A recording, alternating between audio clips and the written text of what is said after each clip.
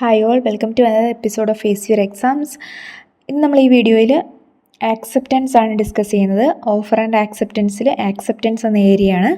Offer എന്താണ്, ഓഫറിൻ്റെ classification എന്തൊക്കെയാണ് എന്നൊക്കെ ലാസ്റ്റ് വീഡിയോയിൽ ഡിസ്കസ് ചെയ്തിട്ടുണ്ടായിരുന്നു. അത് കാണാത്തവർക്കായിട്ട് അതിൻ്റെ ലിങ്ക് ഞാൻ ഡിസ്ക്രിപ്ഷനിൽ കൊടുക്കുന്നുണ്ട്. സോ നമുക്ക് ആക്സെപ്റ്റൻസ് എന്താണെന്ന് നോക്കാം. Section 2 subsection B states that when the person to whom the proposal is made signifies his assent thereto, the proposal is said to be accepted. അതായത് ആർക്കാണോ പ്രപ്പോസൽ കൊടുത്തത് അവർ ആ പ്രപ്പോസലിന് സമ്മതം അറിയിച്ചിട്ടുണ്ടെങ്കിൽ അതിനെ പ്രപ്പോസൽ ആക്സെപ്റ്റ് ചെയ്തതായിട്ട് പറയാം. അതിനെയാണ് ആക്സെപ്റ്റൻസ് എന്ന് പറയുന്നത്. And A proposal when accepted becomes A promise. ഒരു പ്രപ്പോസൽ ആക്സെപ്റ്റ് ചെയ്ത് കഴിഞ്ഞാൽ അതൊരു പ്രോമിസ് ആയിട്ട് മാറും. നെക്സ്റ്റ് നമ്മൾ നോക്കുന്നത് essentials and legal rules for a valid acceptance. ഒരു ആക്സെപ്റ്റൻസ് വാലിഡ് ആക്സെപ്റ്റൻസ് ആകണമെങ്കിൽ അതിന് വേണ്ട ചില കാര്യങ്ങളൊക്കെ ഉണ്ട്. അതിൽ ഫസ്റ്റ് വൺ ആണ് acceptance may be express or implied. Acceptance എന്ന് പറയുന്നത് എക്സ്പ്രസ്ഡ് ആവാം, ഇംപ്ലൈഡ് ആവാം. എക്സ്പ്രസ്ഡ് എന്ന് പറയുമ്പം ഓറലായിട്ടോ വേർഡ് ഓഫ് മൗത്ത് ആയിട്ടോ അല്ലെങ്കിൽ റിട്ടൺ ആയിട്ടോ ആക്സെപ്റ്റൻസ് പറയാം. അല്ലെങ്കിൽ ഇംപ്ലൈഡ്, ആ സർക്കംസ്റ്റാൻസസിൽ നിന്ന് അവർ സമ്മതിച്ചു എന്നുള്ളത് വായിച്ചെടുക്കാൻ സാധിക്കുന്നുണ്ടെങ്കിൽ അങ്ങനെയുള്ളതും ആക്സെപ്റ്റൻസ് ആയിട്ട് കണക്ക് കൂട്ടും. So acceptance may be express or implied. Second one ആണ് acceptance must be absolute and unqualified. എന്ന് വെച്ചാൽ ആക്സെപ്റ്റൻസ് അബ്സല്യൂട്ട് ആക്സെപ്റ്റൻസ് ആയിരിക്കണം. അതായത് ആ ഓഫർ ചെയ്തപ്പോൾ അല്ലെങ്കിൽ പ്രപ്പോസൽ പറഞ്ഞപ്പോൾ പറഞ്ഞിരിക്കുന്ന കാര്യങ്ങൾ അതേ രീതിയിൽ തന്നെ ആയിരിക്കണം ആക്സെപ്റ്റ് ചെയ്യേണ്ടത്. അല്ലാതെ അഡീഷണലി എന്തെങ്കിലും കണ്ടീഷൻസ് ഒക്കെ പറയുന്നുണ്ടെങ്കിൽ അതൊരിക്കലും ഒരു പ്രോപ്പർ ആക്സെപ്റ്റൻസ് ആവില്ല. അപ്പോൾ അതൊരു പുതിയ ഒരു ഓഫർ കൊടുക്കുന്ന രീതി മാത്രമേ ആവുള്ളൂ. For example, B offered to A his TV sets for ₹10,000. B എക്ക് അവരുടെ TV സെറ്റ് 10,000 റുപ്പീസിന് കൊടുക്കാമെന്ന് പറയുന്നു. A accept the offer.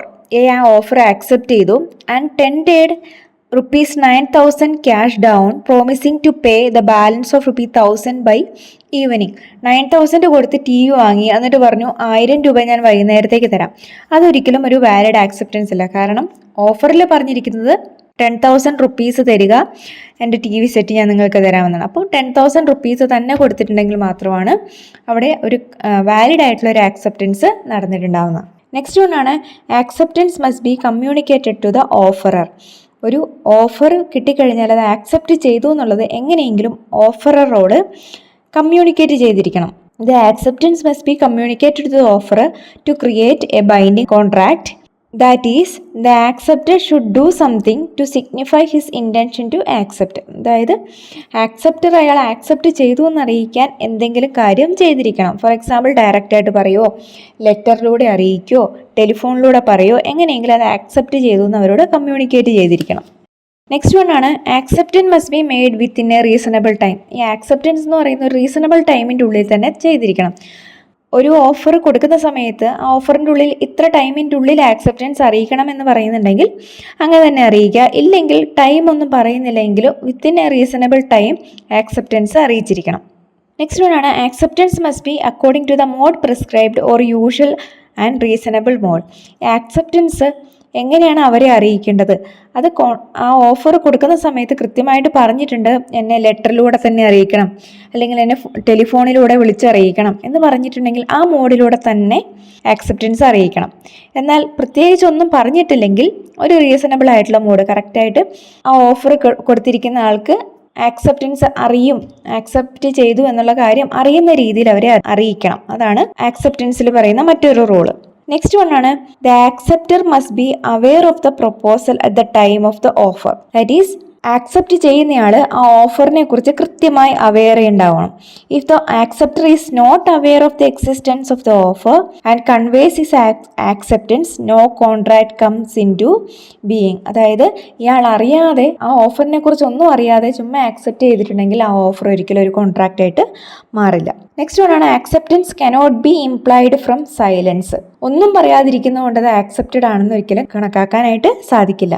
If the offeree remain silent, no contract is formed. ഓഫറെ ആക്സെപ്റ്റ് ചെയ്തു എന്നോ ചെയ്യുന്നില്ല എന്നോ ഒന്നും പറഞ്ഞിട്ടില്ലെങ്കിൽ ഒരിക്കലും അതൊരു കോൺട്രാക്റ്റ് ആയിട്ട് മാറില്ല. ഇതൊക്കെയാണ് essentials and legal rules for a valid ആക്സെപ്റ്റൻസിൽ പറയുന്ന കുറച്ച് പോയിന്റ്സ്. ഇനി നെക്സ്റ്റ് ഇതിൽ നമ്മൾ നോക്കുന്നത് when does an offer comes to an end അല്ലെങ്കിൽ റിവോക്കേഷൻ ഓഫ് ആൻ ഓഫർ. ഒരു ഓഫർ എപ്പോഴാണ് അവസാനിക്കുന്നത്? ഓഫർ പല രീതിയിൽ അവസാനിക്കാം, പല സിറ്റുവേഷനിലൂടെ അല്ലെങ്കിൽ പല സർക്കംസ്റ്റാൻസസിൽ ഓഫർ റിവോക്കേറ്റ് ചെയ്യാം. സോ ഏതൊക്കെ സിറ്റുവേഷൻസിലാണ് ഓഫർ റിവോക്കേറ്റ് ആവുന്നത് അല്ലെങ്കിൽ ഒരു ഓഫർ അവസാനിക്കുന്നത്? ഫസ്റ്റ് വൺ ആണ് by communication of notice of revocation. That is ഒരു ഓഫർ വേണമെങ്കിൽ ഓഫറർക്ക് അയാൾ ഓഫർ ചെയ്തതിന് ശേഷം ഏത് സമയവും ഓഫർ ആക്സെപ്റ്റ് ചെയ്യുന്നതിന് മുന്നേ ഏത് സമയം വേണമെങ്കിലും ഞാൻ ഈ ഓഫർ പിൻവലിക്കുന്നു എന്നൊരു നോട്ടീസ് കൊടുത്ത് ആ ഓഫർ അവിടെ ക്യാൻസൽ ചെയ്യാൻ വേണ്ടി സാധിക്കും. അതാണ് ഒരു mode of revocation of offer എന്ന് പറയുന്നത്, by communication of notice of revocation to the offeree. ആർക്കാണോ ഓഫർ കൊടുത്തത് അവരെ ആക്സെപ്റ്റ് ചെയ്യുന്നതിന് മുന്നേ തന്നെ ഞാൻ ഓഫർ പിൻവലിക്കുകയാണ് അല്ലെങ്കിൽ ഈ ഓഫർ ഇനി നിലനിൽക്കുന്നില്ല എന്നുള്ള ഒരു നോട്ടീസിലൂടെ അവരെ അറിയിക്കാം. നെക്സ്റ്റ് വൺ ആണ് by lapse of time. By lapse of time എന്ന് പറഞ്ഞാൽ ഒരു ഓഫററോ ഓഫർ കൊടുക്കുന്ന സമയത്ത് പറഞ്ഞിട്ടുണ്ടാവണം ഇത് നിങ്ങൾ ആക്സെപ്റ്റ് ചെയ്യുന്നത് ഇത്ര ടൈം പീരീഡിനുള്ളിലാണ് എന്ന് പറഞ്ഞിട്ടുണ്ടെങ്കിൽ വിത്തിൻ ദ ടൈം പീരീഡിൽ ഓഫർ ആക്സെപ്റ്റ് ചെയ്തിട്ടില്ലെങ്കിൽ ആ ഓഫർ അവിടെ ലാപ്സ് ആവും, അതൊരു കോൺട്രാക്റ്റ് ആയിട്ട് മാറില്ല.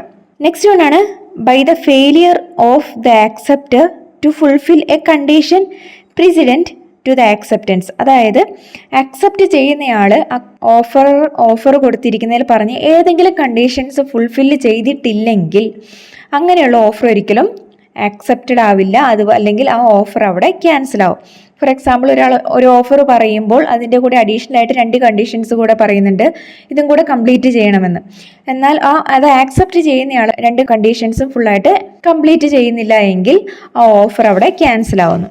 നെക്സ്റ്റ് വൺ ആണ് by death or insanity of the proposer or offer. Offer കൊടുക്കുന്നയാൾ ഡെത്ത് ആവുകയോ ഇൻസൈൻ ആവുകയോ ചെയ്യുന്ന സിറ്റുവേഷൻസ് വരികയാണെങ്കിൽ ആ ഓഫർ അവിടെ ക്യാൻസൽ ആവും. നെക്സ്റ്റ് വൺ ആണ് by counter offer. By counter offer എന്ന് പറയുമ്പോൾ ഓഫറർ ആദ്യം ഒരു ഓഫർ കൊടുക്കുന്നു, ദെൻ ആക്സെപ്റ്റ് ചെയ്യേണ്ട ആൾ ആ ഓഫർ ആക്സെപ്റ്റ് ചെയ്യുന്നതിന് പകരം തിരിച്ച് മറ്റൊരു ഓഫർ കൊടുക്കുകയാണ് എങ്കിൽ ആദ്യമുള്ള ഓഫർ അവിടെ ക്യാൻസൽ ആവും.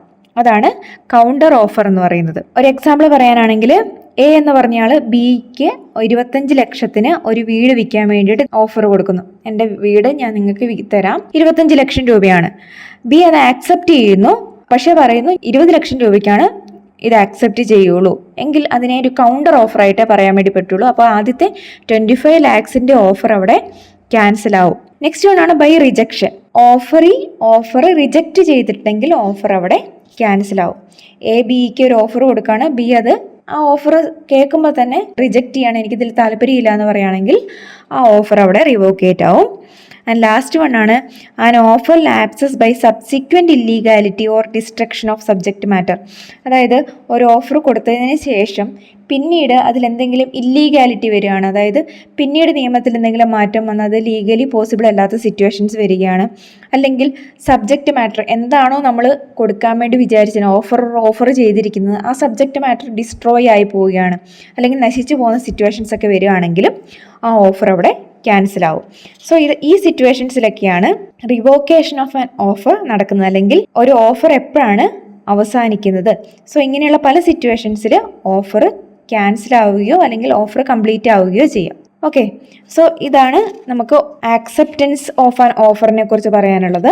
ഓഫറും ആക്സെപ്റ്റൻസും എന്താണെന്നും അതിൻ്റെ ഇമ്പോർട്ടൻസ് ആയിട്ടുള്ള എലമെൻറ്റ്സ് ഏതൊക്കെയാണ്, അതുപോലെ തന്നെ എപ്പോഴാണ് ഒരു ആക്സെപ്റ്റൻസ് അവസാനിക്കുന്നത്, ഓഫറിൻ്റെ ക്ലാസിഫിക്കേഷൻ ഏതൊക്കെയാണ് എന്നൊക്കെയാണ് ഈ ഏരിയയിൽ മെയിനായിട്ട് നോക്കേണ്ടത്. സോ വീഡിയോസ് ഇഷ്ടമാകുന്നുണ്ടെങ്കിൽ ലൈക്ക് ചെയ്യുക, അതുപോലെ തന്നെ കൂടുതൽ വീഡിയോസിനായിട്ട് ചാനൽ മറക്കാതെ സബ്സ്ക്രൈബ് ചെയ്യുകയും ചെയ്യാം. താങ്ക്